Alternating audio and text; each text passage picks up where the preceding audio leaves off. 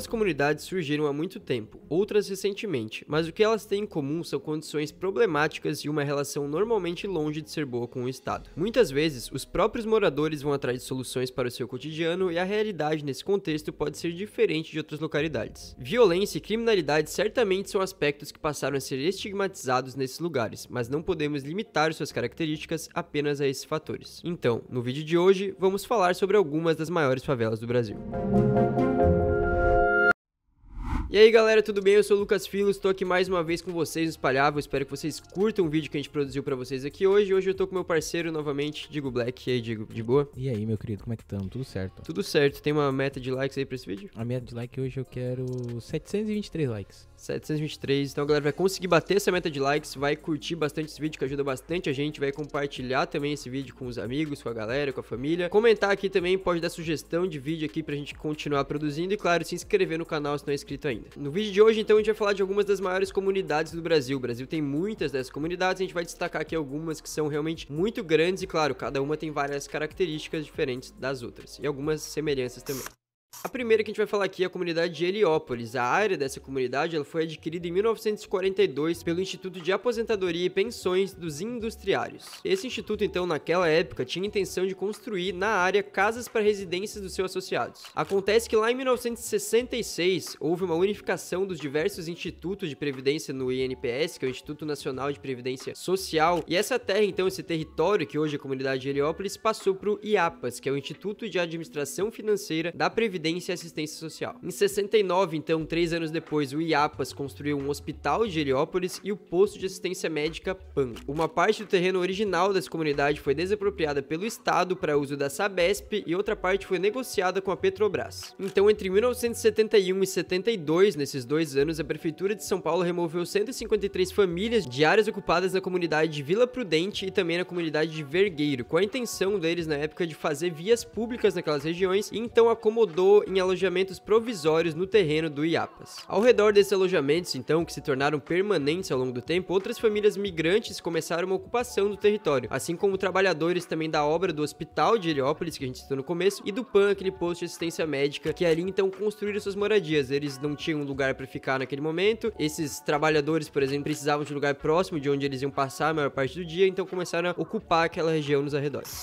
E o nome Heliópolis, inclusive, de acordo com registros da própria Prefeitura de São Paulo, se deve ao fato de os primeiros moradores do local virem de Heliópolis, município da Bahia. Então tem uma relação ali da Bahia, lá no Nordeste, com essa comunidade que ficou famosa em São Paulo. Heliópolis também era um lugar considerado bom em questão de logística ali para acessar alguns lugares de São Paulo, fica próximo à linha verde do metrô, e as principais vias também de acesso a São Paulo, como a rodovia Anchieta, como a Avenida do Estado, e fica apenas a 8 quilômetros do centro da cidade. Dos preços muito altos em outras regiões, da facilidade de conseguir construir alguma coisa em Heliópolis e também da proximidade dessa região com outros pontos importantes da região, de São Paulo no geral, fez então com que o crescimento populacional de Heliópolis fosse bem grande. Então a situação econômica não melhorou, pelo contrário, a gente teve crises nos anos 80 e também nos anos 90, então a população do lugar continuou crescendo, cresceu ainda mais, assim como, claro, a luta pela terra. Então era muita gente, o espaço no começo era muito grande, depois começou a virar bem mais disputado, porque daí já era pouca terra para muita gente, e isso, claro, gera ali uma disputa, né?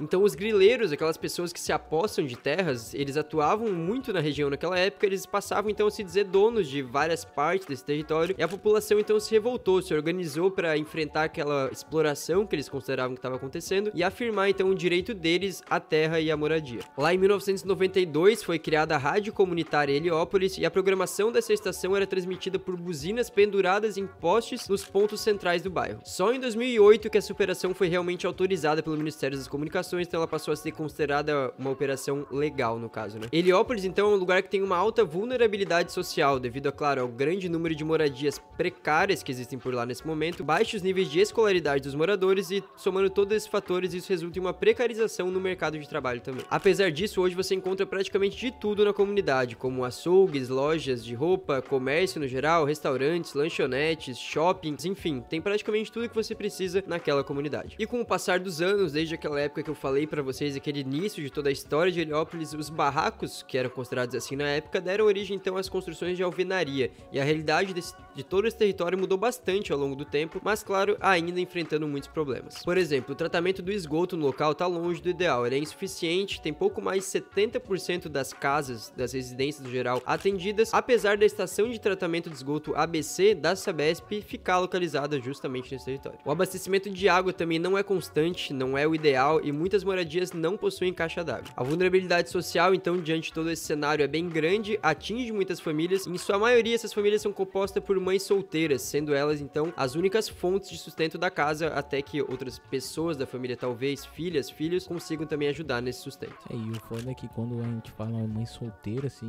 muitas vezes até é mãe solo, né? Tipo, mãe realmente solo, que não tem um pai, não tem uma mãe, não tem ninguém da família. Não tem um por suporte, perto, assim, né? Não tá é ligado? tipo, tem ela, mas tem pessoas que vão ajudar. Muitas vezes é a pessoa e a Só pessoa ela, só, né? né? A comunidade também convive com um intenso tráfico de drogas e uma alta taxa de criminalidade. Por conta disso, por ser considerada então uma região perigosa de certa forma, muitos aplicativos de transporte, como Uber, como 99, não entram dentro da comunidade. Então isso talvez já aconteceu com alguns de vocês que estão vendo o vídeo. Comigo já aconteceu, inclusive, de às vezes você querer ir em um lugar e o cara falar, nesse lugar não sei se eu vou, ou às vezes já teve Uber que me contou a história de lugar que eles realmente não vão, né, por conta dessa questão de risco. Inclusive, às vezes é o próprio Uber, o próprio motorista que decide isso, o motorista de aplicativo, mas às vezes em alguns lugares até o próprio aplicativo já tem algumas restrições ali que mostra para os motoristas. Então, não sei exatamente como é esse caso de Heliópolis, mas tem esse fator aí que tem uma dificuldade em questão de acessibilidade através dos aplicativos. Apesar disso, Heliópolis não é um dos bairros mais violentos de São Paulo. É claro que tem violência naquela região, é claro que tem perigo, mas assim como em várias outras partes de São Paulo também, não é como se fosse uma realidade totalmente diferente lá nessa comunidade. E Heliópolis hoje, então não só hoje, mas há um bom tempo já passa também por muitos protestos, muitas reivindicações de pessoas que moram no local e querem condições melhores. Pedem, por exemplo, por mais investimentos em cultura, educação, opções de lazer também para os jovens, mudanças em toda a infraestrutura da região, mais médicos, que é sempre muito importante, e mais qualidade também nos atendimentos prestados na saúde. Para a gente ter noção, por exemplo, o tempo médio de espera para você ter uma consulta é de 39 dias, então às vezes você tá com um problema e só vai conseguir realmente ser atendido daqui mais de um mês. Outro ponto que reclamam bastante da comunidade é que remédios de uso contínuo, que também são muito importantes, sempre estão em falta na comunidade. E o maior objetivo de Heliópolis em si, o objetivo que esses moradores querem, inclusive, que a comunidade siga, é do bairro se tornar um lugar educador. E pra gente finalizar esse resumo aí sobre a comunidade de Heliópolis, vale a gente dizer que a região tem cerca de 1 milhão de metros quadrados e hoje por lá vivem cerca de 200 mil habitantes, o que faz então de Heliópolis a maior comunidade de São Paulo. Agora a gente vai falar da Rocinha, que é talvez a mais famosa de todo o Brasil, né? Acho que a comunidade da Rocinha seja a mais conhecida, né? Eu acho que é. Até mundialmente, acho, né?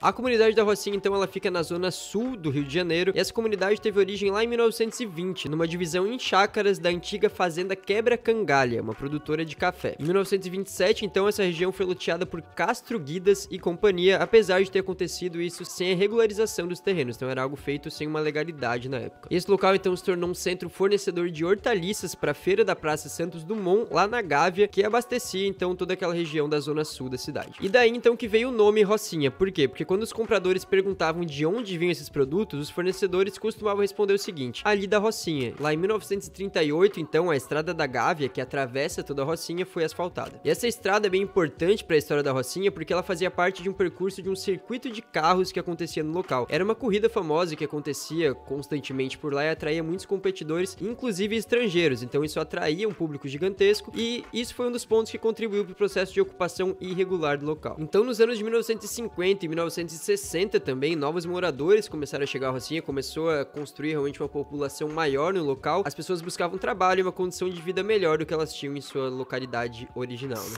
Acontece que essa população cresceu muito, assim como aconteceu também no caso de Heliópolis, que a gente citou, e isso começou a acarretar problemas, porque daí era muita pessoa para pouco recurso, para pouca estrutura, então ali não havia os serviços essenciais que o ser humano precisa. Nas décadas de 60 e 70, então, uma expansão ainda maior aconteceu, ali em 70 principalmente, foi uma expansão muito grande da região, e nessa época um grande motivo por trás dessa expansão esteve nos projetos de abertura dos túneis Rebouças e Dois Irmãos, que contribuíram então para uma maior oferta de emprego na região. Com isso, então, mais pessoas chegaram no local, só que apesar disso, o descaso governamental continuava, então isso já era um problema. Hoje em dia muita gente fala disso, então vem de muito tempo atrás. Então as pessoas se revoltaram por muitos motivos ali com todo esse descaso do governo. Reclamavam de falta de infraestrutura, reclamavam da construção de barracos de papelão, a degradação de áreas verdes, do crescimento desordenado e também da distribuição de água através de bicas. E somente ali na década de 70, mais pro final, que a comunidade então começou a ter os seus primeiros progressos de certa forma, né? Ainda vivendo com alguns problemas, mas progredindo em outros pontos. Na década seguinte, então, os moradores começaram a expandir as casas para a parte superior do morro, porque não tinha mais espaço onde talvez eles buscariam moradia, então eles começaram a povoar as áreas vizinhas ao bairro da Gávea, começaram a ocupar outras áreas e deixar tudo ainda muito maior. E olha só, foi só em 1982, então depois de muito tempo que as pessoas já estavam morando por ali, foi inaugurado o primeiro posto de saúde da comunidade. Nossa. Lá em junho de 1993, então, essa região passou a ser considerada um bairro e foi delimitada pela lei de número 1995.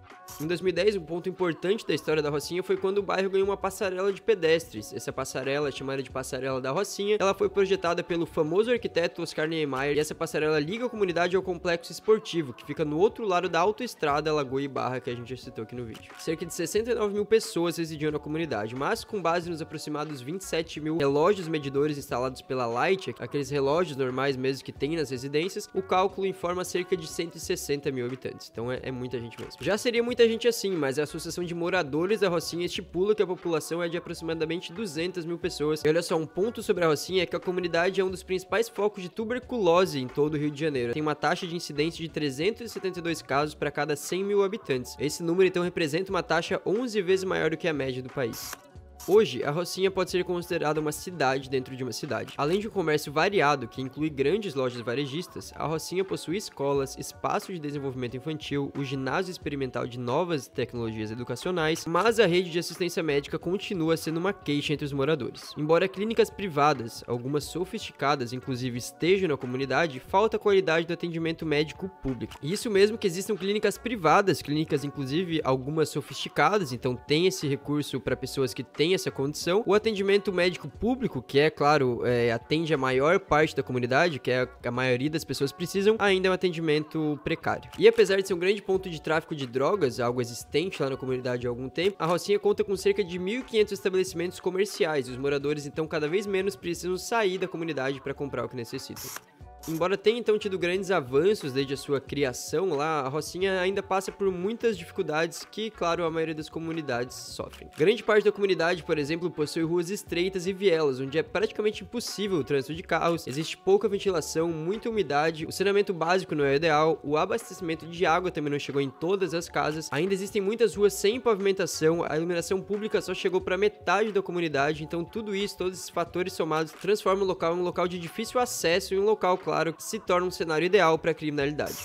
Outro problema que existe por lá é a coleta de lixo, que não chega também a todos os pontos da comunidade. Por conta disso, os moradores são obrigados a pagar uma taxa mensal a catadores informais, então eles recolhem o lixo em caçambas e não são aquela coleta de lixo que a gente vê feita pela prefeitura, por órgãos realmente públicos. São pessoas que fazem informalmente e a comunidade paga para essas pessoas. E claro, ainda existem muitas casas construídas em áreas de risco, isso é algo até que dá pra gente ver realmente a olho nu, né? Algo que você não precisa de muita análise para perceber. Acho que como eu falei, às vezes você que já passou por lá, às vezes até mora na comunidade, pode perceber, o Diego inclusive já foi também, a gente já foi pro Rio, né, Diego? Verdade, e dá pra perceber, inclusive, que tem várias casas que são construídas de uma forma que a gente percebe que é uma área de risco, né? Então, isso dá pra ver claramente. E bom, mesmo com seus problemas, a Rocinha é um lugar conhecido em todo o mundo, como a gente falou, é um lugar conhecido realmente por pessoas ao redor de todo o mundo, se tornou inclusive um ponto turístico, de certa forma, porque muitas pessoas gostam de passar por lá pra ver, gostam de conhecer, gostam de entrar, enfim, percebem que é um lugar importante que eles estão passando. Inclusive, eu acho que um dos pontos, né? Acho que os pontos principais ali do Rio de Janeiro é o Cristo Redentor e a Rocinha, tá ligado? Acho que a galera que vai pro Rio de Janeiro já fala, não, preciso ir na Rocinha e preciso subir lá no Cristo Redentor.